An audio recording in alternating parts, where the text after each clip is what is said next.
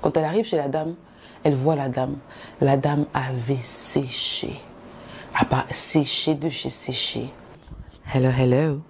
Ouh, le goût du micro, vous blaguez. Salut tout le monde, bienvenue sur ma chaîne, comment allez-vous? J'espère que vous allez bien. Aujourd'hui, je vous fais la suite de la story time.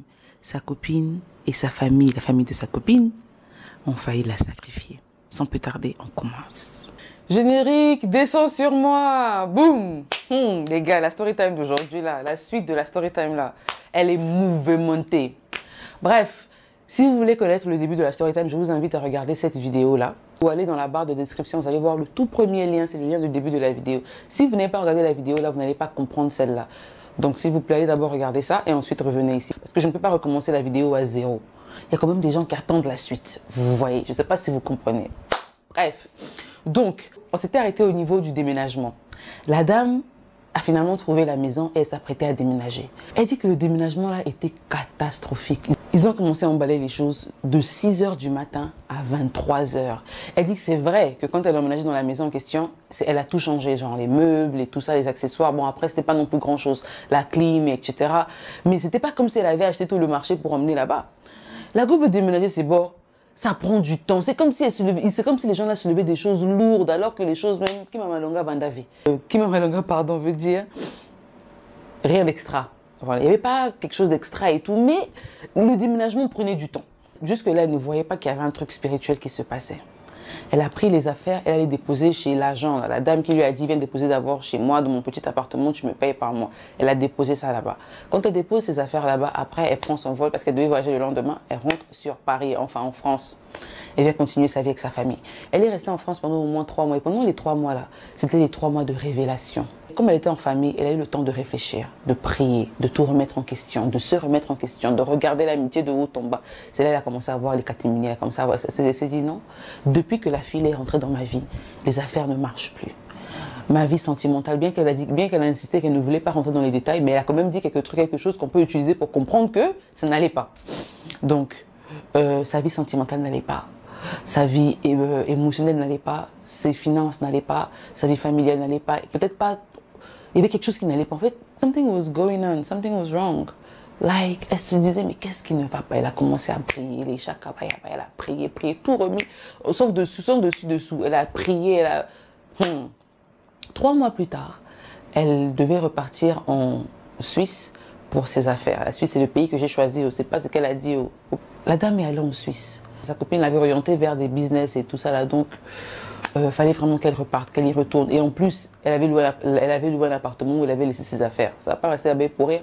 3 mois plus tard, après ce moment de prière, de self-consciousness, elle repart. Self-consciousness veut dire self-awareness. Self-awareness veut dire self...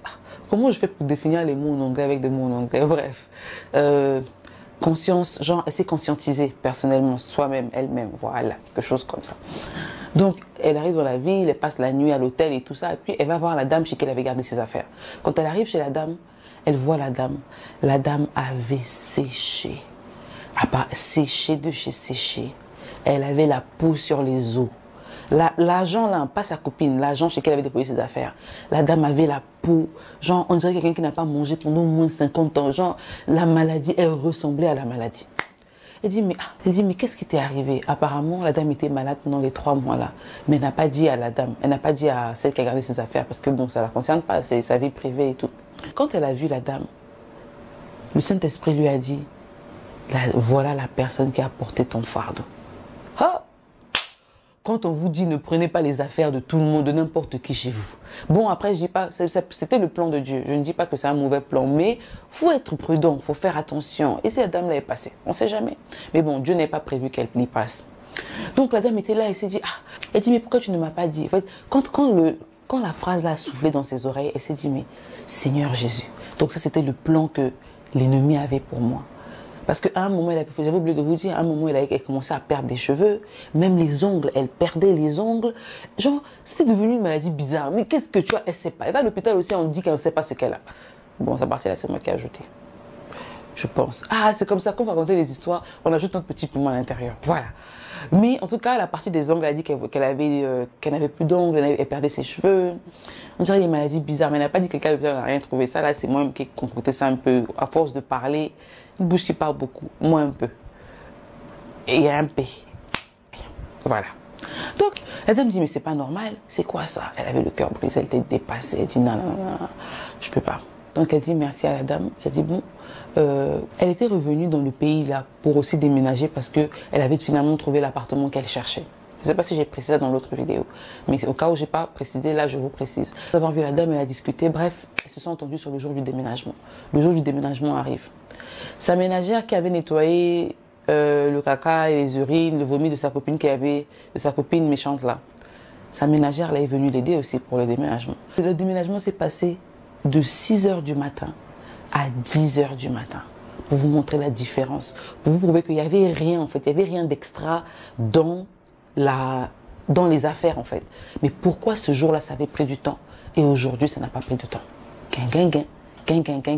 C'est là que la ménagère aussi rentre. Madame, vous ne sentez pas qu'il y a une différence entre la dernière fois et là? Vous les ménagères qui aiment le Congo ça. Oh, les ménagères aiment trop le Congo ça. Mais bon, la ménagère dit, mais madame, vous ne sentez pas la différence? Il y a une différence entre le premier jour, le jour où on a fait le déménagement, et le jour où on emménage. La dame dit, oui, laisse Dieu au contrôle.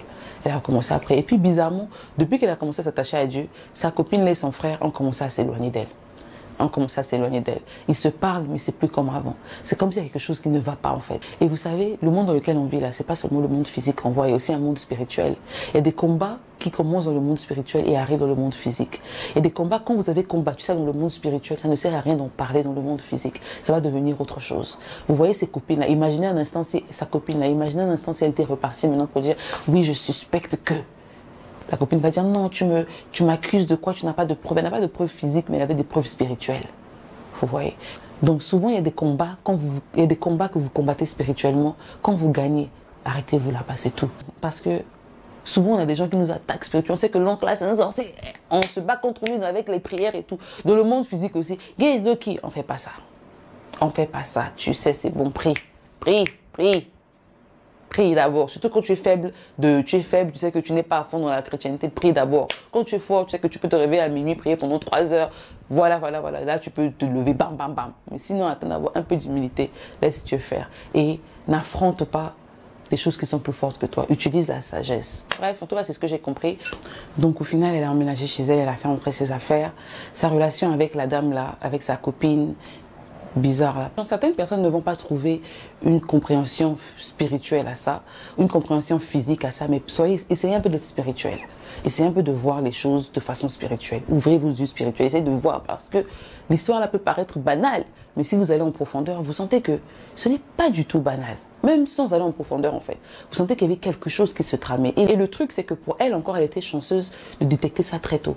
Et tout est passé comme de l'eau. Elle a flauré l'inévitable en fait.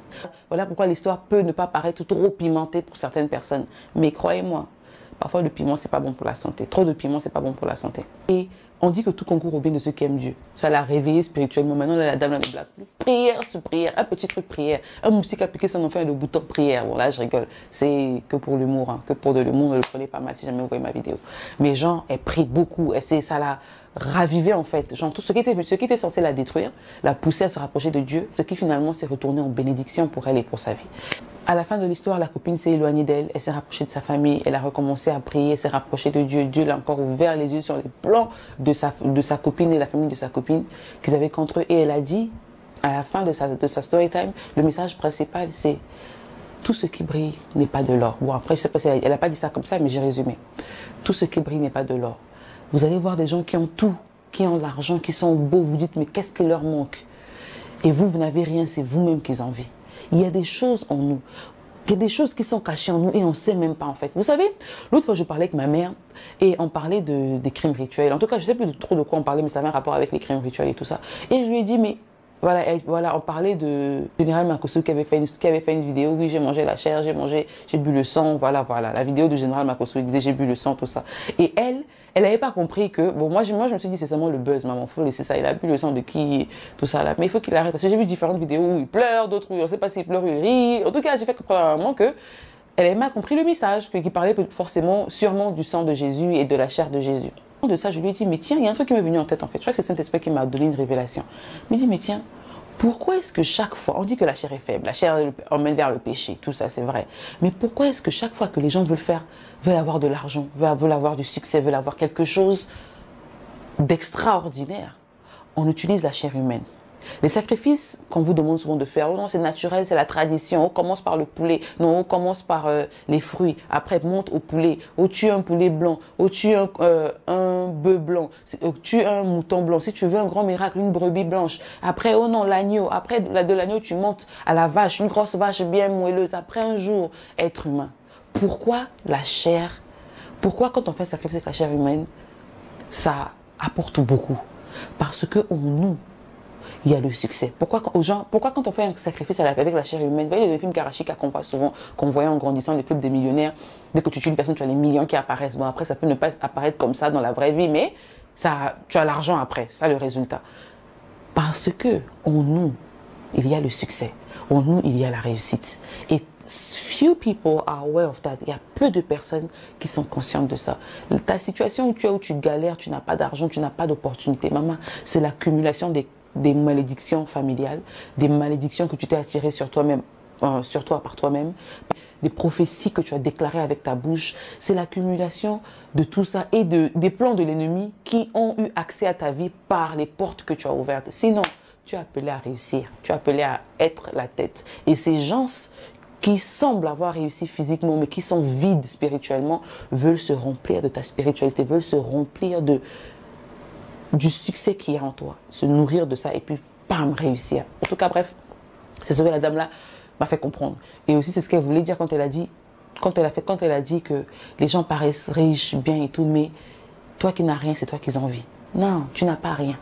Tu as quelque chose qui a plus de valeur que ça. Tu as quelque chose qui peut emmener à ça. Eux, ils ont le résultat, mais ils n'ont pas le processus. Toi, tu as le processus. Ils ont besoin du processus pour commencer encore à réavoir le résultat. Tu sacrifies quelqu'un pour avoir l'argent aujourd'hui, tu auras l'argent que tu veux. L'argent ne peut pas finir. Quand ça finit, il faut encore recommencer. Il faut une autre personne. Bref, quand on arrive à la fin de ma vidéo, j'espère que vous avez aimé la story time. Laissez un pouce bleu, abonnez-vous, partagez la vidéo au maximum, partagez mes vidéos s'il vous plaît. Si vous aimez mon contenu, partagez pour que d'autres personnes regardent et ça m'encourage à faire des vidéos. Parce que 2 jours là, vraiment, il n'y a pas trop de motivation. Mais bon, Dieu est grand, Dieu contrôle, donc on baisse pas les bras.